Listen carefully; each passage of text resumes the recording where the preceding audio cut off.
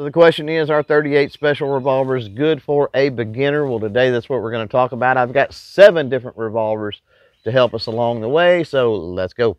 What's up, crew? It's Chris from CloverTac. Welcome back to the channel. Now, as far as the 38 special cartridge is concerned, I put that somewhere in the neighborhood, ballistically similar to the 9mm cartridge, which is, of course, very, very popular. So, at least in my opinion, from a cartridge standpoint, 38 special, I think a pretty good choice, because a lot of folks, I think, would say that a 9mm is a pretty good choice. But as we move along, I'm curious what you think, so be sure to let me know down in the comments below.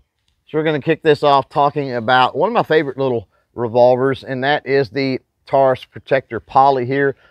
Polymer frame, a little 38 special. I don't know if they make the 38 special in this anymore, but I do think they still make the 357. Now we'll talk a little more about 357 later on.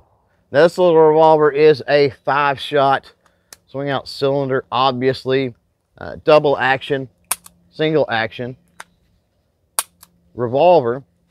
And this may be, in my opinion, a little bit much for a beginner. Part of the reason is the size, but then the second reason is going to be the sights on this. We've got a nice fiber optic front sight, but we have those receiver cut sights in the back. So for a beginner may do a little bit better if they've got a traditional established rear sight. We are going to put a round through this, though, kind of give you an idea of what the recoil and everything is like on this little polymer frame protector poly from Taurus. Safety first before we get into this. Got my eyes on my ears in. Let's put one down range here. I'm going to do it double action and watch the muzzle rise as we go.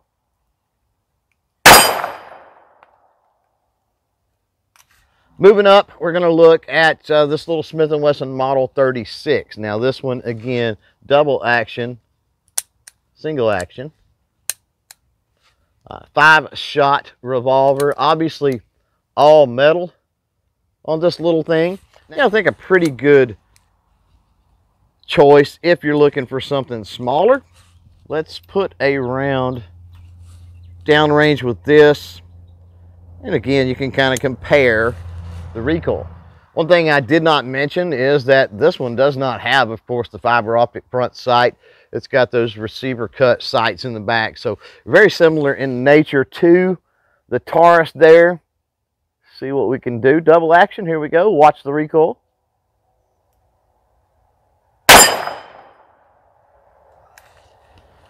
And that next one is the Smith & Wesson Model 10. Now this is what they call the square butt design. It is double action, single action. As far as the revolver, this one being a larger frame is a 6-shot, larger frame, a longer barrel. So Smith & Wesson Model 10, here we go. Let me shoot these double action.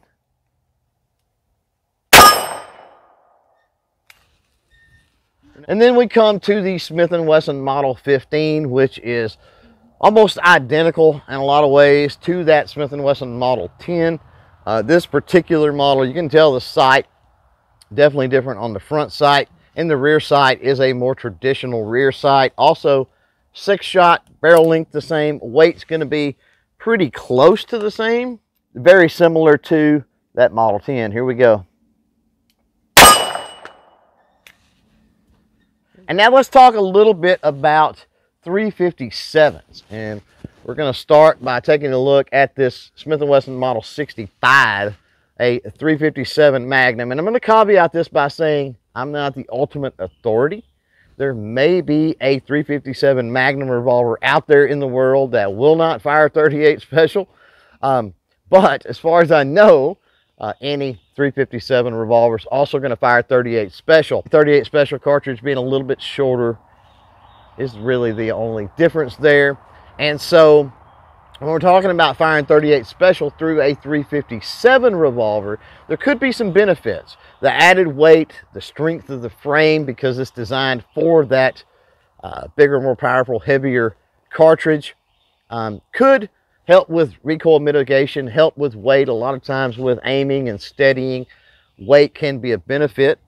And what I want to do is I'm going to actually shoot a 38 special through this, and then we're going to move to actually a 357. And I'm going to use this smaller framed Smith & Wesson Model 65 to do that. Let me set our rest up from ransom rest here, because I want to have a point for you to be able to tell the difference in recoil between the 38 special and the 357. All right, got our multi-cal steady rest from Ransom International. Again, first shot will be, and I'm just going to kind of lay here. That'll give me a good point of reference for you to be able to see the difference between 357 and 38 special. I'm going to go single action with this one, just so I've got a lot less weight I have to pull on the trigger. And I'm going to ride that recoil on both accounts. I'm not really going to hold it down. That way you can kind of see the difference. Here we go with 38 special.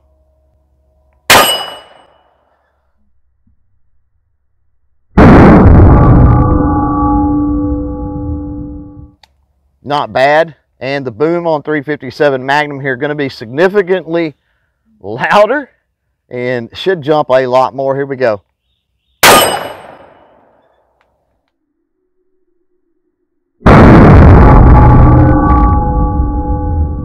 All right, got the ransom rest out of the way. Let's take a look at another 357 here. This a 6-shot 357. Obviously, much longer barrel. Going to balance everything out as far as being able to hold that, stay on target. The longer the distance is between the front sight and the rear sight, the better. It's called the sight radius. The better your aiming is going to be.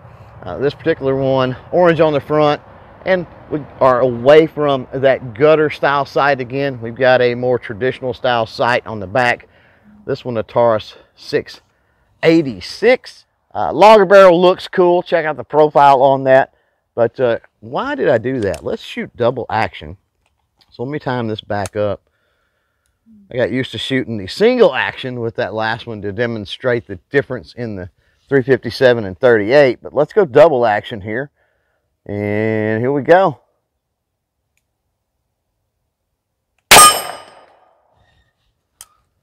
So a longer barrel 357 Magnum revolver might even be better for 38 special. And finally here, I want to take a look at a single action revolver. Everything we've looked at up until now has been double action, single action. This one's single action, meaning you can't just pull the trigger and fire it. You have to pull that hammer back in order to fire it. This is a Ruger Blackhawk, chambered in 357. Now, other single action revolvers, single action Army Colt copies like the Ruger Vaquero maybe, it's going to be that this one has more traditional mainstream front and rear sights on the Ruger Blackhawk. Other than that, functions pretty much the same. Now for a beginner, this could be nice because it's single action. It slows things down. You have to cock that hammer in order to fire it.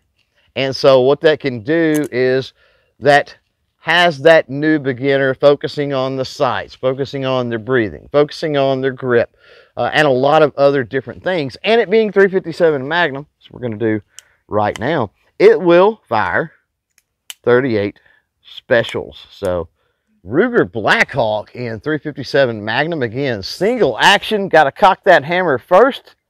Let's put one down and see.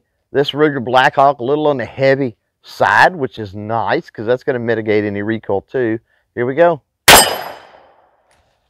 So what's my final analysis with 38 special revolvers and beginners? Well, number one, I think the cartridge. Yeah, I think it's a great cartridge for a beginner for sure. I think that most revolvers out there, single action or double action, I think, yes, are a great option for beginners. And I think that if you want to up the game, if you want to pump up those numbers, so to speak, you could always go with a 357 Magnum and then shoot 38 specials until such time that that beginner becomes more proficient, more confident, more comfortable, and then step up to the more powerful 357 cartridge, of course. If you watch this, then you probably want to see more revolver content, right? Well, I got it right over here. As for this one, we're done. So thanks for hanging out. Thanks for watching. And until next time, don't forget, to chain fire freedom.